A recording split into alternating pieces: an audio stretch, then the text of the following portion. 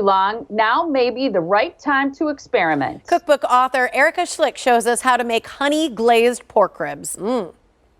Hi there, today I'm going to be showing you how to make my honey-glazed pork rib recipe. And ribs are actually very easy to cook. The trick is to cook them for a long time at a very low temperature. So I'm going to show you how to prepare them to get the ultimate rib today. And as you can see, I've already got my ribs laid out on my foil here, and we've got the meat side down. So I want to talk about the ribs, the actual bone side. Sometimes they're going to have a silver membrane that you're going to want to cut off with a knife, and the reason you do that is to keep your meat tender. If you leave it on, your meat can be very chewy. And really the preparation is very easy. So I've got the ribs down on my foil, and we're going to use a little bit of coconut oil that I have here melted, and you can just pour a little bit on your foil, and you can use a pastry brush to spread that around, and that's just to help grease it so that the meat can really get a nice brown and start to get tender.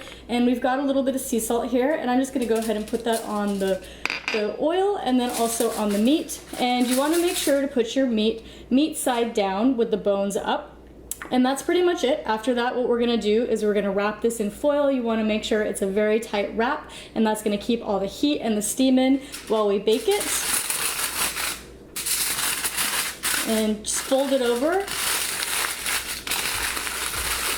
And as you can see, that's nice and tight. So now we're gonna put that in our oven, and we're gonna bake these for 3 hours at 275 degrees. And once they come out, we're gonna go ahead and put our glaze on. And I've gone ahead and pulled our ribs out of the oven now, and they've been cooking for about 3 hours. And now we're gonna make our honey glaze. So I have half a cup of honey, and we're gonna add in 2 tablespoons of tamari. You can also use coconut aminos. And I have 1 tablespoon of sesame oil. And we've got some seasoning. I've got 1 teaspoon of garlic powder and 1 teaspoon of onion powder as well. And so I'm just gonna use a whisk and combine that. And it's gonna be a nice thick kind of honey style glaze.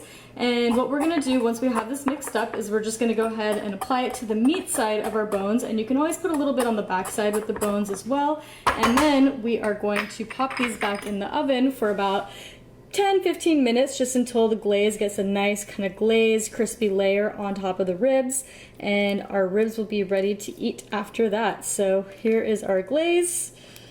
Gonna go ahead and glaze both of these, and whatever glaze is left over, like I said, you can just kind of use a pastry brush, and you can lift the ribs up a little bit, and you can just kind of paint the back side of it. You can even pour a little bit on the pan. It's just gonna give it a nice kind of crispy glaze for the bones to sit in.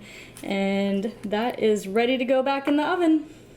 All right, our ribs are back out of the oven. The glaze has crystallized on the meat, and they're ready to eat. And as you can see, the meat is just falling off the bone. So I'm gonna go ahead and do a taste test and make sure these turned out good. So good. The meat is so tender, the glaze is so sweet. It's absolutely delicious.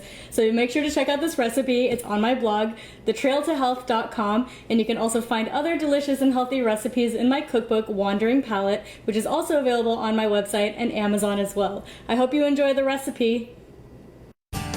Now I'm hungry. So again, you can find this recipe.